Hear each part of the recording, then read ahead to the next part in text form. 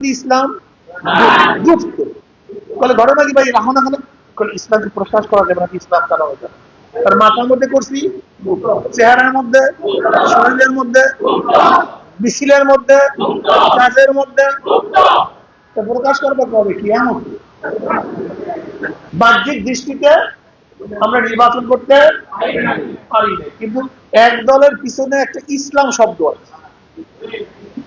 এক দলের পিছনে কি আছে ভাই? আর এক দলের পিছনে ইসলামটা, কিন্তু বাহ্যিক দৃষ্টিতে পার্থক্য। ইসলামটা ছিল কি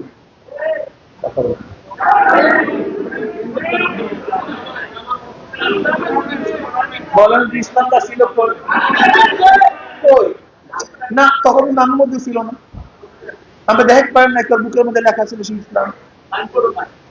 ইসলামটা ছিল কে বলেন তো? একজন ছাত্র ভালো গুপ্ত ছিল, একজন ছাত্র ভালো,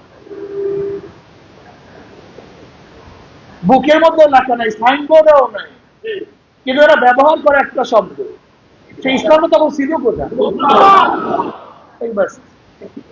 ওনাদের মাথার মধ্যে ইসলাম যুক্ত বলে ঘটনা কি ভাই রাহনা হলো ইসলামকে প্রকাশ করা যাবে না, ইসলাম চালানো যাবে।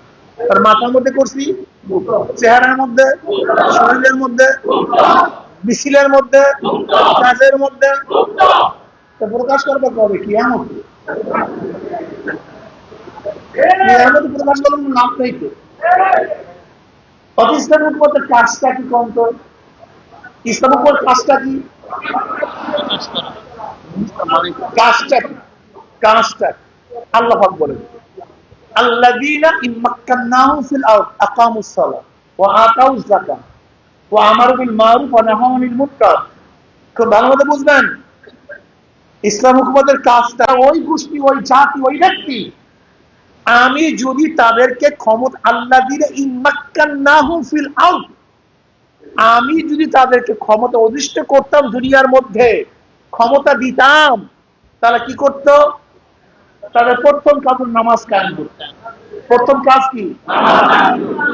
যাকাত, সৎ কাজের, অসৎ কাজ থেকে, এই যে ইসলাম হুকুমতের কাজ। ইসলামী হুকুমাত যদি কেউ হুকুমাত বা ক্ষমতায় যায় ইসলামপন্থীরা, তাদের মূল প্রথম কাজ নামাজ কায়েম করে। ইসলাম হুকুমাত কায়েম হলে প্রথম কাজ নামাজ কায়েম করা। আর আমরা কি করি? ইসলাম হুকুমাতের নামাজ হারিয়ে দিই।